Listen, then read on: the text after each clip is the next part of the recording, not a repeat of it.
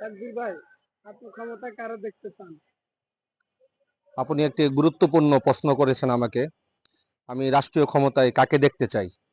আপনার প্রশ্ন হলো এটা।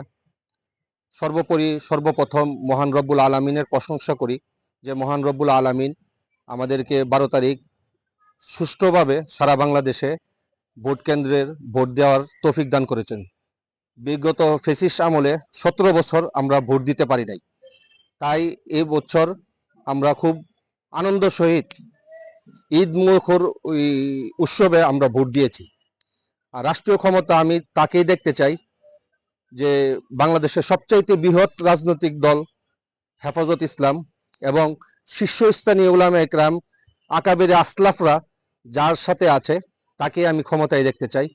আর সেই দলটা হলো বিএনপি এবং দেশনায়ক তারেক রহমানের হাতেই ক্ষমতাটা আমি দেখতে চাই এবং আল্লাহ তাআলা যেন আমাদেরকে ফেসিবাদ এবং জালেম মুক্ত এবং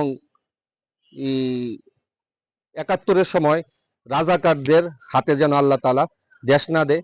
আর যার দ্বারাতে দেশ এবং জাতির কল্যাণ হবে তাকেই আমি রাষ্ট্র ক্ষমতা তার হাতে দেখতে চাই।